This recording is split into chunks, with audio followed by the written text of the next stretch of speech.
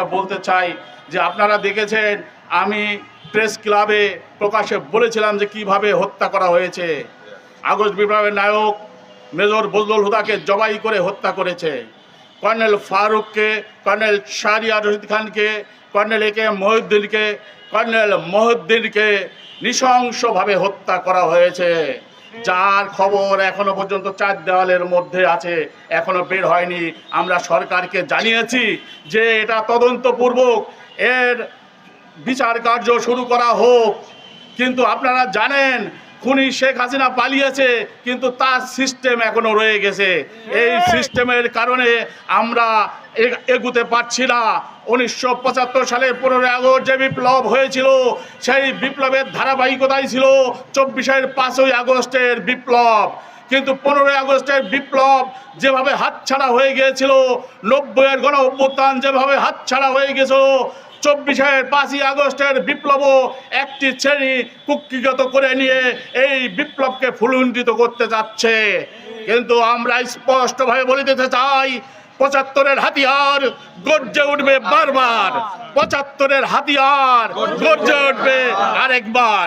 যদি এই 75-এর হাতিয়ার 75-এ গর্জে উঠেছিল, 24-এ গর্জে উঠেছিল, আবারও এই ভারতীয় দালালদের বিরুদ্ধে, ভারতীয় আধিপত্যবাদের বিরুদ্ধে গর্জে উঠবে ইনশাল্লাহ। তার আগেই আমি এই সব দালালদের অনুরোধ করব, সোজা হয়ে যান, না হলে সোজা হওয়ার ওষুধ কিন্তু আছে।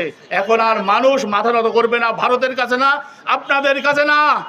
10% এলিট শ্রেণী, 10% দুর্নীতিবাজ, 10% চাঁদাবাজ, ঘুষখোর, এরা হলো দেশ পরিচালনা করছে।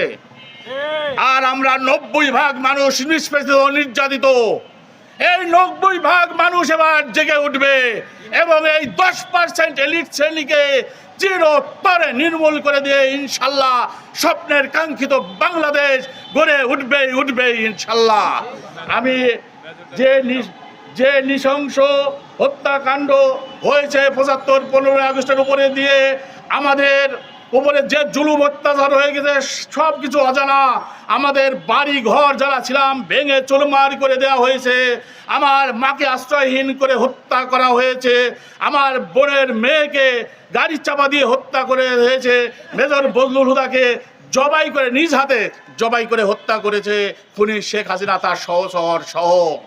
এভাবে প্রত্যেক আগস্ট বিপ্লবীদের বাড়ি ঘর থেকে, সয় সম্পদ থেকে ধ্বংস করে সরবরাহ করে দিয়েছে। কিন্তু একটি জিনিস আমরা হারাইনি, ঈমান। আমরা ঈমানের বলে বলিয়ান হয়ে এখনো বেঁচে আছি এবং এই আগস্ট বিপ্লবীদের স্বপ্ন বাস্তবায়ন না হওয়া পর্যন্ত আমাদের সংগ্রাম চলবে, চলবে ইনশাল্লাহ।